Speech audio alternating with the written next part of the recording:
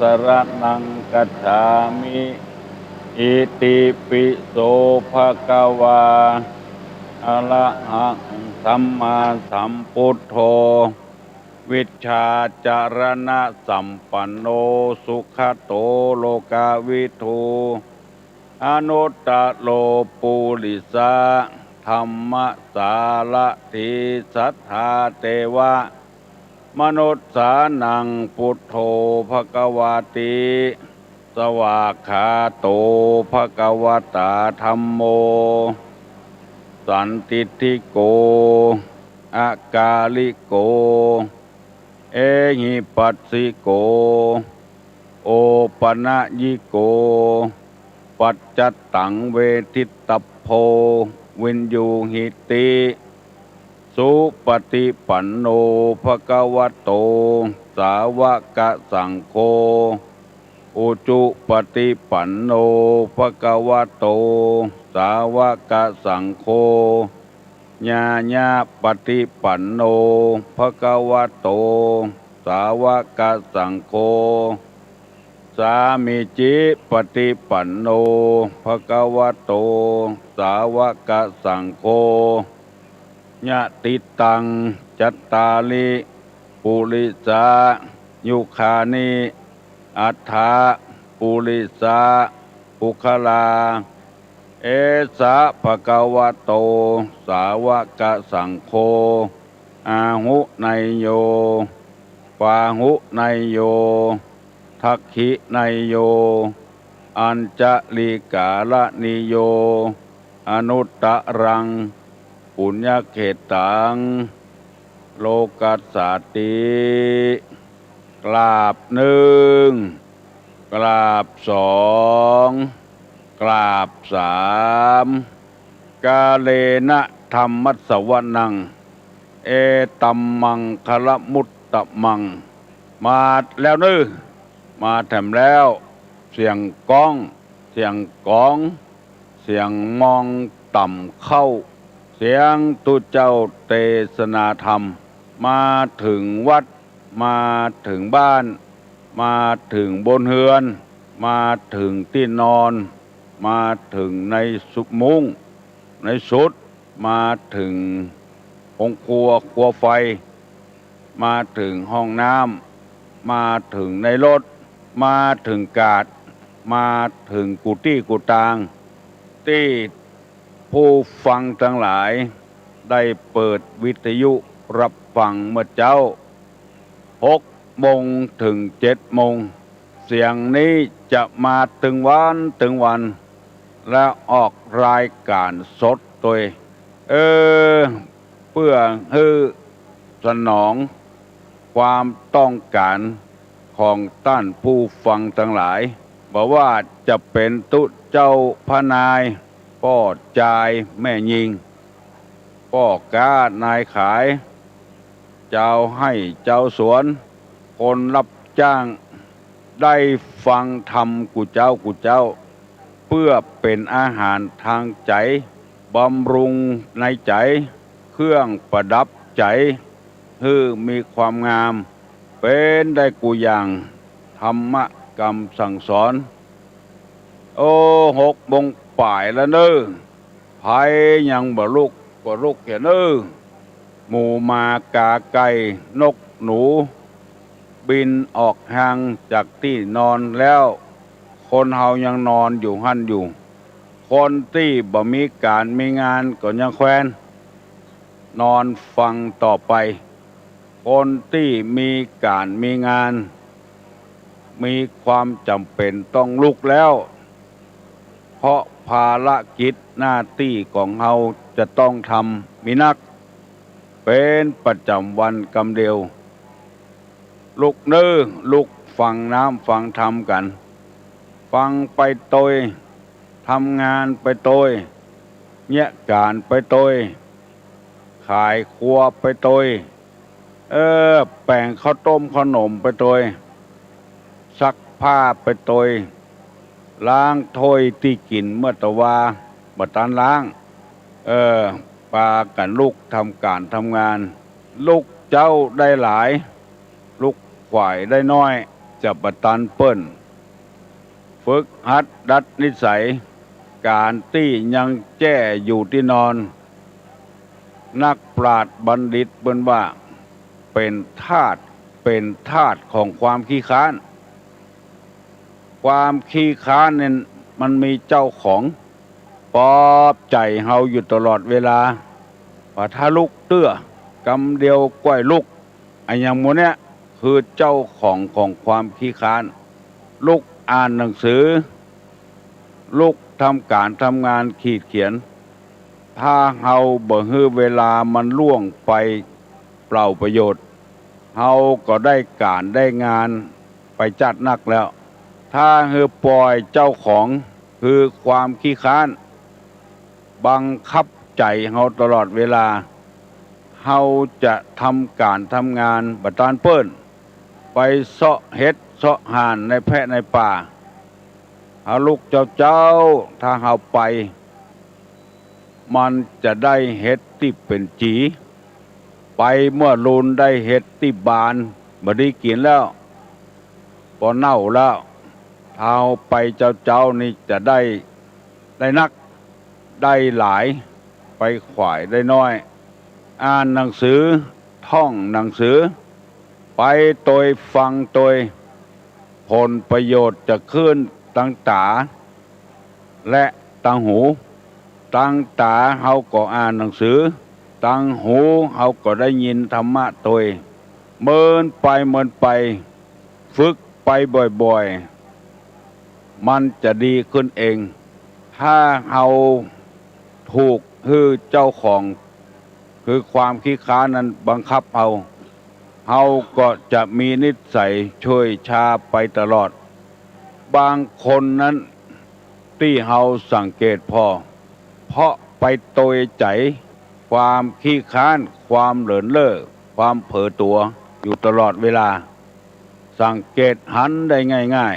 ๆที่วัดเนี่ยบอกว่าวัดใดเปิ้นมานิมนต์9 โมงรถมาฮับเนอนิมนต์5 ตน4 ตนนั้นเปิ้นกุมผ้าไว้เสร็จละกำพัดกำวีไว้แล้วยังทำตนเดียวนะบ่าว่าเมื่อใดลวดปีลวดแรงถ้ากระตัวเองนั้นแล้วก็บ่มีความสำนึกว่าตนเป็นคนเชื้อใดเมื่อใดก็อย่างนั้นมาปรับปรุงนิสัยตัวเก่าเลินเล่อเผลอตัวอยู่ตลอดเวลาคือนิสัยเจี้เป็นนิสัยที่สร้างความรำคาญให้คนอื่นนิสัยมักง่ายนิสัยเอาตัวเก่าว่าท่านผู้ฟังทั้งหลายบอกว่า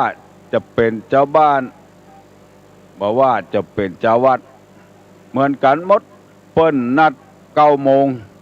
มอก8 โมงป่ายนี่แต่งเนื้อแต่งตัวเตรียมตัวไว้ท่าให้ก่อน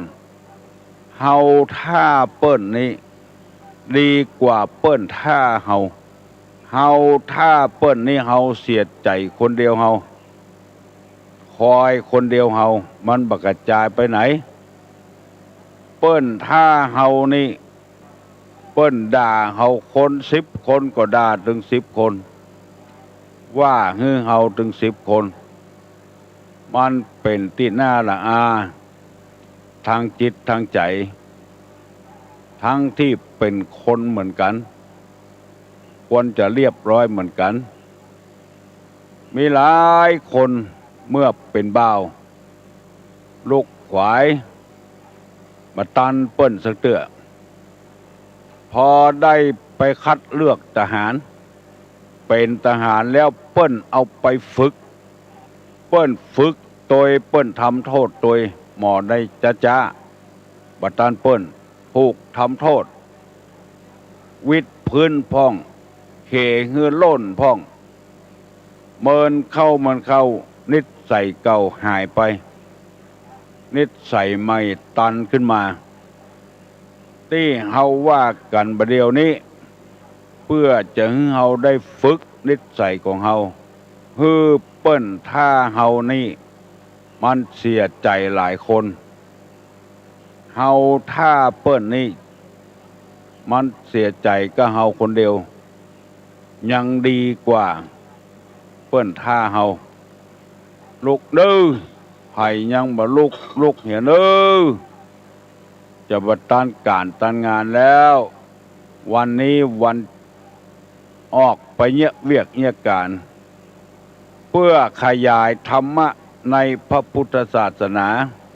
ให้ปวงชนและประชาชนได้รับรู้เหมือนกับหงายของคว่ำที่มันคว่ำอยู่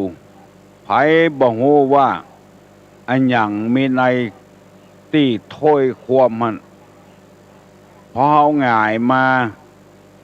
เฮาก็จะฮู้ว่าอันใดเป็นอันใดซึ่งคนส่วนมากนั้นยังบ่เข้าใจเรื่องธรรมเพราะตึงวันนี้เฮาต้องการความเป็นธรรมอยู่ตลอดเวลาบ่ว่าจะค้าจะขายบ่ว่าคนซื้อของเฮาบ่ว่าคนขายให้เฮาบ่ว่าเฮาจะเป็นลูกจ้างเปิ้นบ่ว่าเฮาจะเป็นหัวหน้าเปิ้นเฮาต้องการความเป็นธรรมหมดผัวก็ต้องการความเป็นธรรมจากเมียก็ต้องการความเป็นธรรมจากผัวเจ้าบ้านเจ้าจองต้องการความเป็นธรรมจากกำนันผู้ใหญ่บ้านผู้ใหญ่บ้านกำนันก็ต้องการความเป็นธรรมจากคนเจ้าบ้านตุเจ้าก็ต้องการความเป็นธรรมจากเจ้าบ้านศรัทธาก็ต้องการความเป็นธรรมจากเจ้าบ้านตึงวันนี้ต้องการความเป็นธรรมทั้งนั้นคนบ่เข้าใจเรื่องธรรมเลยบ่สนใจพอเดือดร้อนมาเรียกร้องขอความเป็นธรรมแล้วความเป็นธรรมที่ไหนจะมาฮื้อเฮาเพราะเฮาปฏิเสธท่านผู้ฟังทั้งหลายอันนี้ตุลุงก็ขอฮื้อท่านทั้งหลายหันอกหันใจกำนันก็ดีผู้ใหญ่บ้านก็ดีตุเจ้าก็ดีหันอกหันใจกันนั่นก็คือเวลาเปิ้นเปิดวิทยุเสียงต่ำสายออกไปฮื้อเจ้าบ้านเจ้าจองฟังท่านที่ใดรำคาญก็ขอฮื้ออดใจเอาน้อยมันตึงมีบอกว่าบ้านใดเมืองใดไปเปิดมันอย่างดังวิทยุไผ่ก็มีมันบ่ใจเจืออันผู้ใหญ่บ้านก็ดีกำนันก็ดีตุเจ้าอยู่วัดก็ดีต้องการให้คนฟังธรรมนักๆความเป็นธรรมจะได้เข้ามาสู่วัดสู่บ้านสู่หอโซสู่เฮือนฟังเพราะธรรมะนี้เป็นได้หลายอย่างเป็นเปื้อนของเฮาเวลาเนี่ยการเวลาเดินทางเวลาอยู่กับคนหลายๆธรรมะนี่เป็นเปื้อนเฮาได้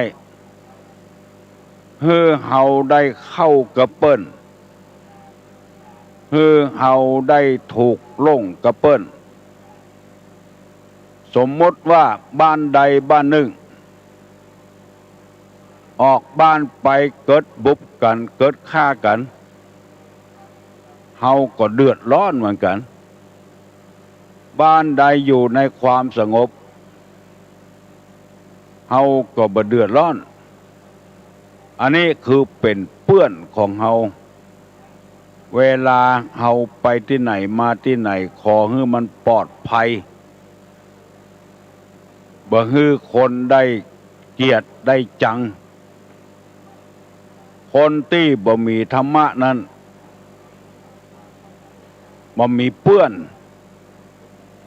ลองสังเกตพอเถอะ บ่มีภัยมาเตือนสติเพราะบ่ได้เอาธรรมมาเข้าใส่จิตใส่ใจมักทำความเดือดร้อนให้แก่คนอื่นตลอดเวลาถ้าคนอื่นสร้างความเดือดร้อนให้เฮาก็บ่ม่วนเช่นเดียวกันสองธรรมะเป็นอาหารเป็นน้ำเป็นอากาศคือเฮาได้กินคือเฮาได้ดื่มคือเฮาได้รับลมหายใจจากอากาศทุกลมหายใจเพราะว่าธรรมะก็คือธรรมชาติธรรมชาติคือลมก็ดีน้ำก็ดีอาหารก็ดีเป็นธรรมชาติที่เฮาต้องการตลอดเวลาถ้าในโลกนี้ขาดน้ำบอกว่าคนบอกว่าต้นไม้บอกว่าสิ่งสารสัตว์อยู่บ่ได้ซักผ้าก็บ่มีน้ำอาบก็บ่มีน้ำล้างถ้วยล้างจานก็บ่มีน้ำจะดื่มจะกินก็มีน้ำขาดที่เปิ้งทางใจอุปมาฉันใดก็เปรียบเหมือนกับว่าเฮาต้องการอันหยังก็บ่ได้สมอกสมใจขอความช่วยเหลือจากไผก็บ่ได้อันนี้คือมันขาดธรรมชาติขาดธรรมะนั่นเองที่เฮาอยู่ได้ก็เพราะว่ามีลมหายใจมีอาหารกินธรรมะนี่จึงเป็นเครื่องบำรุงกายบำรุงใจได้มากมายธรรมะเป็นเครื่องประดับใครต้องการอันหยังก็ต้องการคนมีศีลมีธรรมทั้งนั้นเพราะฉะนั้นคนเฮาปัจจุบันนี้จึงหลงไปเสาะเวียกเสาะการหาเงินหาทองอย่างเดียวบ่ได้คำนึงถึงธรรมะเฮาได้เงินมาแล้วจะใจจ่ายหยังก็บ่ได้มันก็ไร้สาระไร้ประโยชน์คนมีคุณธรรมอยู่ในจิตในใจแล้วป้อนเข้าโรงงานคือใจแล้วเปิ้นต้องการคนที่ซื่อสัตย์สุจริตก่อนที่เฮาจะได้นายกคนใหม่สื่อมวลชนทั้งหลายไปสัมภาษณ์ผู้หลักผู้ใหญ่ว่าต้องการคนจะได้เป็นนายกตอบเหมือนกันหมดต้องการคนสุจริตต้องการคนมีความกล้าตัดสินใจต้องการคนที่มีความรู้เฮาฟังเหตุผลหมดนี้แล้วจะบ่ได้ยินคำว่าต้องการคนรวยต้องการคนงามมั่งมีสีสุขบ่เคยได้ยินเคยได้ยินว่าคนซื่อสัตย์สุจริตตัวซื่อสัตย์สุจริตนะคือตัวธรรมะอยู่แล้วคนที่มีธรรมปกครองบ้านปกครองเมืองมันจะบ่มีปัญหาอย่างเกิดขึ้นมีแต่ความเจริญรุ่งเรืองอยู่เรื่อยๆหันอกหันใจเจ้าบ้านเจ้าจองเกิดธรรมชาติล้มเหลวขึ้นมาเช่นฝนตกน้ำนองน้ำท่วมหรือไฟไหม้ใต้ลามธรรมชาติมันมีอยู่แล้วสุดแล้วแต่มันจะลงที่ไหนคนที่มีความซื่อสัตย์สุจริตจะได้ไปช่วยทันทีไปพอไปกอยทันที อันเนี้ยเป็นตัวอย่างที่หันง่ายๆคนที่มีคุณธรรมปกครองบ้านปกครองเมืองก็ได้มีจริยธรรมมีสุจริตซื่อสัตย์สุจริตโดยกายโดยปากโดยใจต่างคณะสงฆ์จังหวัดเชียงใหม่อันมีพระเดชพระคุณท่านเจ้าคุณพระเทพวรสิทธาจารย์รองเจ้าคณะจังหวัดเชียงใหม่เจ้าวาดวัดพระบรมธาตุดอยสุเทพจึงได้ประชุมผู้หูต่างๆในจังหวัดเชียงใหม่ผู้มีอำนาจในจังหวัดเชียงใหม่ช่วยการเผยแพร่ศีลธรรมให้ศีลธรรมเข้าถึงอกถึงใจพี่น้องศิษย์ชาวชาวบ้านครูบาอาจารย์ทหารตำรวจป้อกาพาณิชย์ให้หันอกหันใจกันเอื้อเฟื้อเผื่อแผ่ซึ่งกันและกันถ้าจะปล่อยตามน้ำใจแล้วมันจะรีดนาทาเล่นกันดังที่เป็นมาอยู่ตลอดของเปิ้นมียี่ห้ออยู่แล้วเปิ้นขายของเปิ้นมีคนทุจริตแปลงของปลอมเฮียนแบบเปิ้นเอาไปขายให้เจ้าบ้านเอาไปใช้แล้วบ่มีคุณภาพเพื่ออย่างเดียวเพื่อหวังได้สตางค์เข้าใส่กระเป๋าเพื่อมั่งมีสีสุขคนใจจะเดือดร้อนบ่เดือดร้อนบ่ฮู้บ่ว่าจะเป็นข้าวต้มขนมวันนั้นลงหนังสือพิมพ์มีขนมโอมเปิ้นฮ้องว่าลูกอมชนิดหนึ่งบริษัทเปิ้นใหญ่โตมาเป็น30 ปีมาแล้วพอเจ้าหน้าที่ตำรวจค้นไปค้นมาเป็นว่าเอาไปเฮียนแบบเปิ้นหมดมีรสมีกลิ่นแปลกกว่าเปิ้นน้อยบางทีก็หวานไปบางทีก็จางไปแล้วก็เลยถูกจับถูกยับกันอยู่ดีๆพิมพ์บัตรเก้ใบเก้ธนบัตรเก้ใบปันกาใบ500กาใบ100กาเอาไปจ่ายเพราะว่าคนขาดศีลขาดธรรมเฮาเอาของเปิ้นมาเป็นของจริงแล้วเอาของเก๊ไปแลกของเปิ้นดังที่ปรากฏอยู่เนืองๆสมมติว่าซื้อไข่100 ฟองได้ไข่แต้มาแล้วเอาธนบัตรเก๊ไปให้เปิ้นเจ๊ะ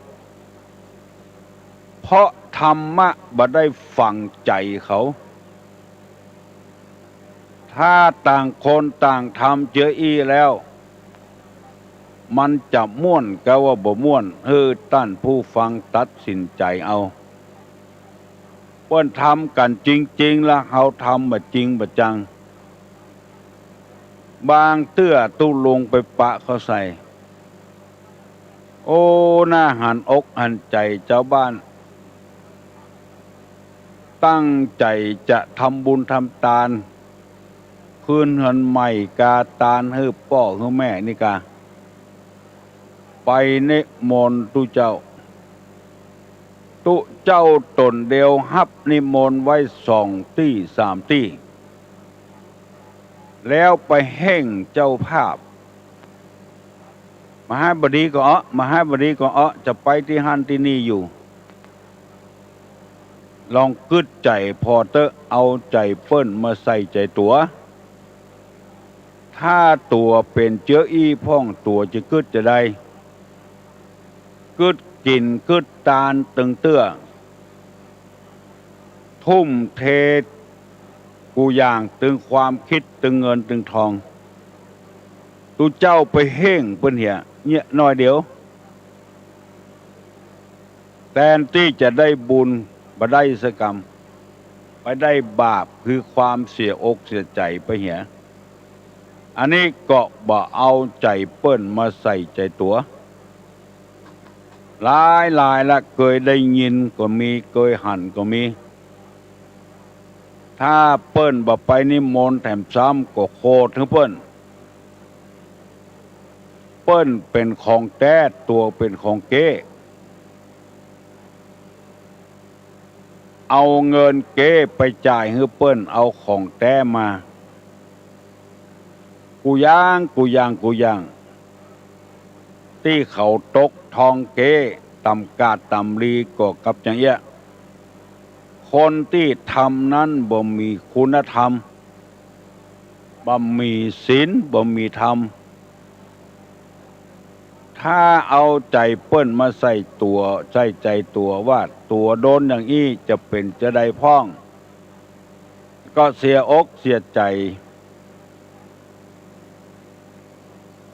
เหมือนกันกูคนเพราะฉะนั้นต่างเจ้าคุณเปิ้นถึงบอกว่าเขาช่วยกันรณรงค์เอาธรรมะเข้าไปสู่ปืนบ้านปืนปวงชนนักเพื่อจะให้เจ้าบ้านล้านถิ่นหรือข้าราชการบ้านเมืองผู้บ่ได้สนใจในธรรมจะได้มีธรรมะประจำใจพ่องการอยู่ตึงวันจะได้มีความสุขชีวิตในครอบครัวก็จะมีความสุขชีวิตในหมู่บ้านตั้งแต่หมู่1ไปถึงหมู่8หมู่9ก็จะมีความสุขตึงตำบลก็จะมีความสุขเพราะเฮากู้กันหูเรื่องฟังแล้วหูเรื่องผัวก็จะบ่บังคับเมียก็บ่บังคับผัวลูกจ้างก็บ่เล่นตัวนายจ้างก็บ่เล่นตัวบางเตื้อเฮาเป็นดีอินดูจ้างเปิ้นมาเนียการทางบ้านก็ตุกข์ก็ยากนั่นแล้วถ้าบ่ตุกข์บ่ยากเขาถึงมาเนียการให้เฮา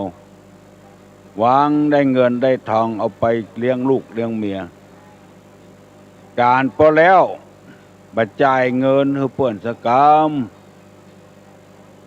เปิ้นไปถามก็เป็นโกเลมังเลด่ากันแจ้งกันบ่ใช่ว่าคนเนี้ยการคนเดียวจะกินเมียอยู่ตั้งหลังแถมลูกอยู่ตั้งหลังแถมถ้ากินกับคนเดียวซ้ำบ่ฮื้อเพิ่นแถมหมู่เนี้ยเพราะบ่ได้ป้อนธรรมะเข้าไปถึงจิตถึงใจถ้าธรรมะเข้าถึงจิตถึงใจแล้วมันบ่มีปัญหาอันหยังมันอภัยให้กันได้มันยืดมันยุ่นได้เคยไปประเทศอินเดียคนทางอินเดียนี่มีคนขอทานนักว่าเก่งกลัวยังไผขอดื้อๆบอกว่าคนเฒ่าคนแก่บ่จ่ายไม่ยิงพระในขอหั่นเฮาบ่มีเงินอินเดียเฮามีเงินไทยเอาเงินไทยยื่นให้ลุกลิกฮอร์โมนแกวดเพราะเอาไปจ่ายเมืองเขาบ่ได้แต่ว่าไปว่ามาก็เป็นของปลอมในบ้านเขาเมืองเขาหมู่นี้เป็นต้นฟังนึกทีฟังนึกแคมนึกก็ออกไม่ออกพี่น้องทั้งหลายแล้วเฮาจะได้เอาธรรมะมาใส่จิตใส่ใจตัวเก่ามันมีการเอื้อเฟื้อเผื่อแผ่กันได้ตกตาเปิ้นเป็นดีไข้หัวตกตาตัวเป็นดีไข้ให้กรรมหมู่นี้มันเกิดจากคนที่บ่เอื้อเฟื้อเผื่อแผ่นั้นนะเปิ้นตกทุกข์ได้ยากบัดได้ช่วยเหลือเปิ้นตบไม้ตบมือซ้ำเติมเปิ้นแทนที่จะอภัยให้เปิ้นซ้ำเติมเปิ้นเพราะคนมันขาดคุณธรรมเวลาตกตาตัวแล้วไผบ่มาช่วยแล้วเพราะตัวบ่เคยเอื้อเฟื้อเผื่อแผ่ให้ไผก ก็เป็นดีไข้ให้ไข้ห้องถึงภาระของตัวแล้ว ในโลกนี้เพราะว่าศาสนาใดสอนให้คนเอื้อเฟื้อเพื่อแผ่ซึ่งกันและกันเฮาจะหันเจ้าฟ้ามหากษัตริย์เวลาราษฎรของเปิ้นตกทุกข์ได้ยาก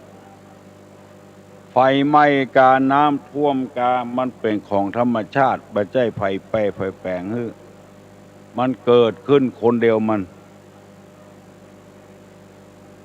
เปิ้นจะช่วยเหลือทันทีทรงบรมวงศานุวงศ์ออกมาแจกถุงยังชีพถุงยังชีพเพิ่นเขียนติดนั่นถุงพระราชทาน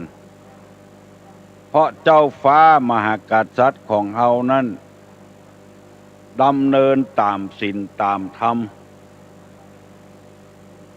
ในทางพระพุทธศาสนาเมื่อตะวาวันซืนตุลุงนำเอาเรื่องศีลมาเล่าให้พี่น้องทั้งหลายฟังว่าศีลนี้ถ้าจะอุปมาเปรียบเทียบแล้วเพิ่นบอกว่าเป็นสะพานที่มีกำลังนักบรรทุกรถบรรทุกรางได้ศีลนี้คือมีความอดทนอดกั้นอย่างได้หลายอย่างสองศีลนี้มีกลิ่นหอมชั้นเยี่ยมสามศีลเป็นเครื่องรูปไร้อันประเสริฐสี่ศีลเป็นเหตุให้หอมฟุ้งไปทั่วทิศเพราะฉะนั้นจึงลงให้คนเนี่ยปากันรักษาศีลนักๆศีลก็แปลว่าปกติปากเฮาก็ปกติใจให้มันมีประโยชน์บ่ไปใส่ร้ายป้ายสีไผใจเฮาก็บ่มีอคติกับไผบ่มีอาฆาตพยาบาทกับไผรักษากายรักษาใจอยู่ปกติมันบ่มีอันตรายคนใดมีกายมีปากมีใจปกติจะนี่จะหอมฟุ้งไปทั่วบ้านทั่วเมืองคนเอามีหูมีตามีตีนมีมือเหมือนกันแต่กายก็ดีปากก็ดีใจก็ดีมันบ่เหมือนกันบางคนเกิดมาตั้งแต่น้อยๆมาละขี้ลักขี้จกจนไปถูกคอกถูกขังเพราะร่างกายว่าเนี้ยการตามธรรมชาติไปลักไปจกของเปิ้น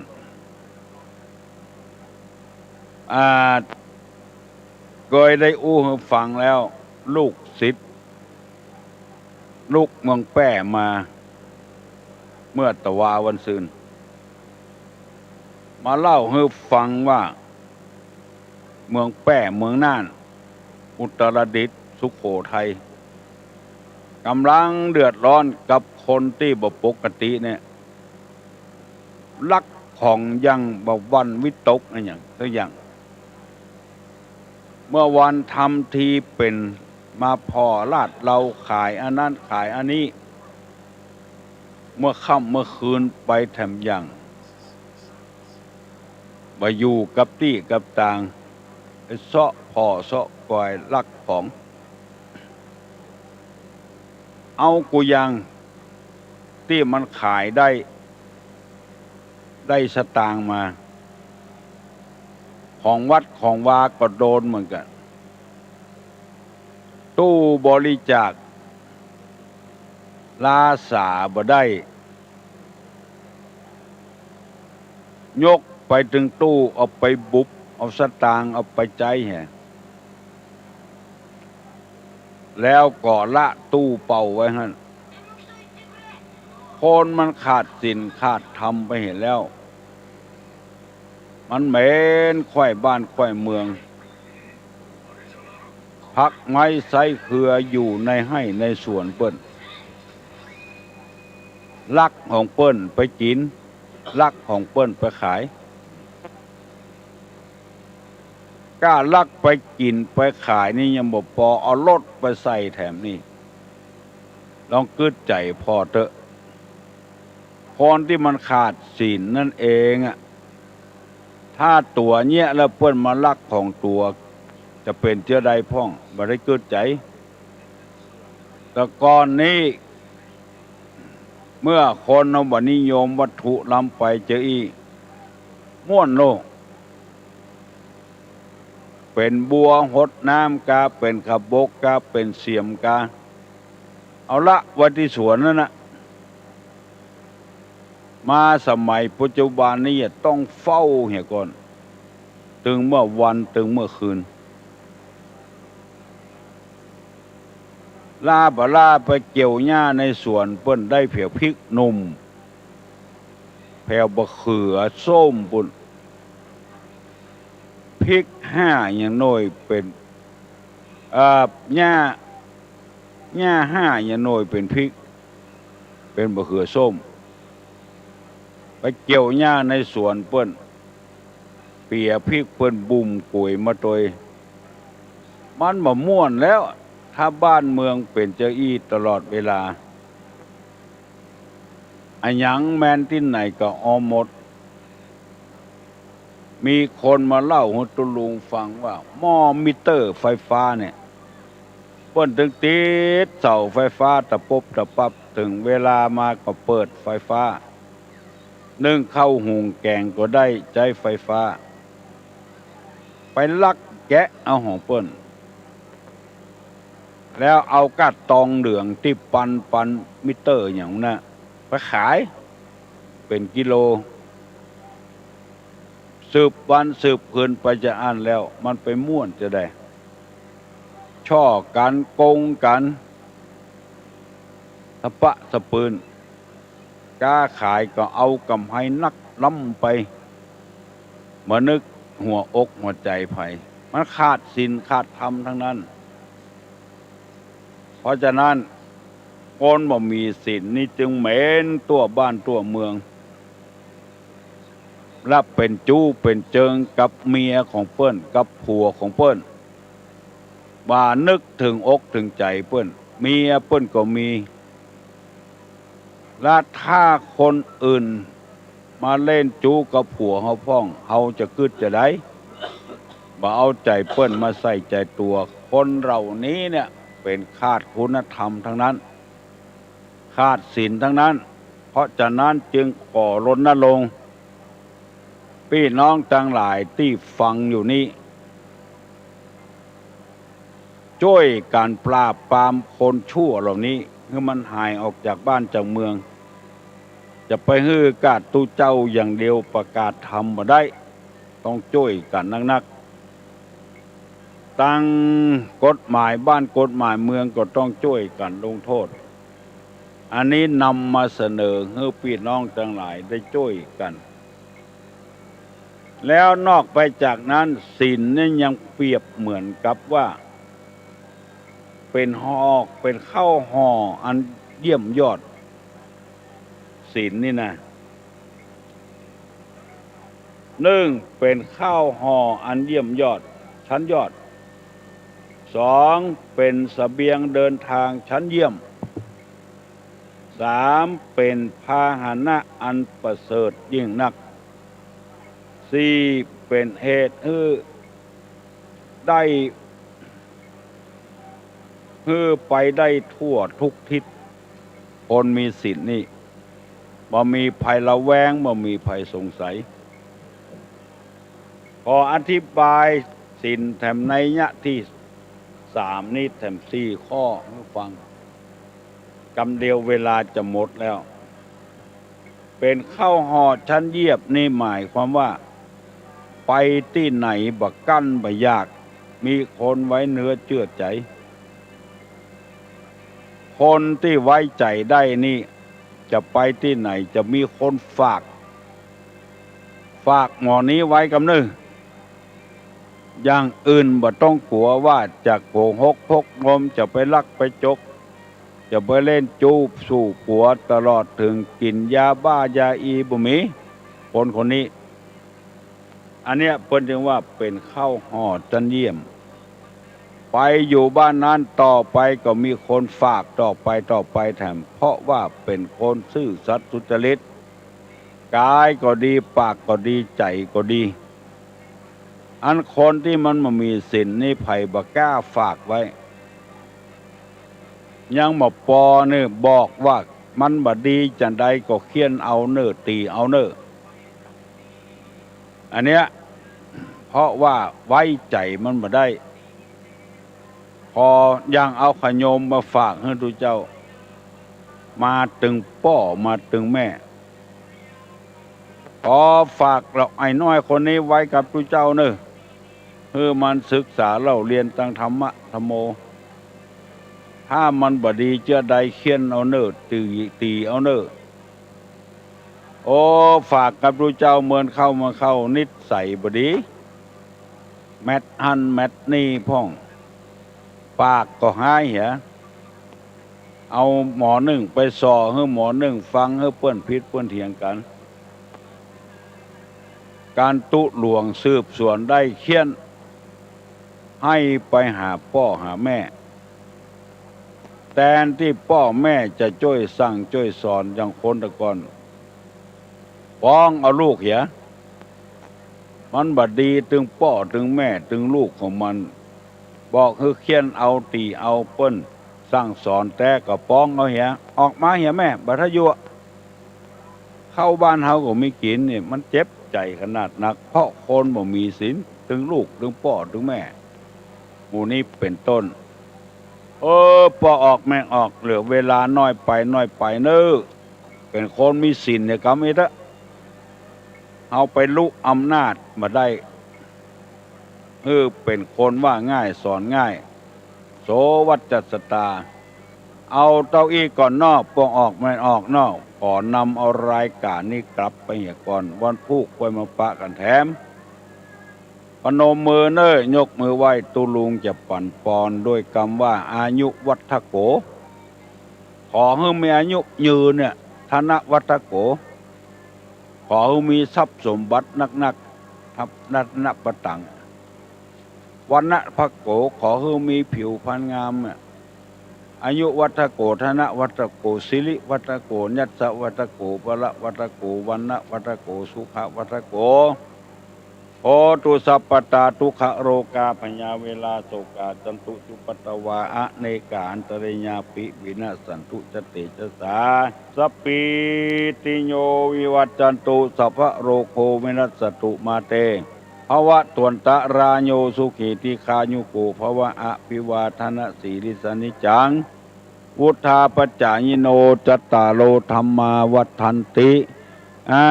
ยุวันโนสุขังพลัง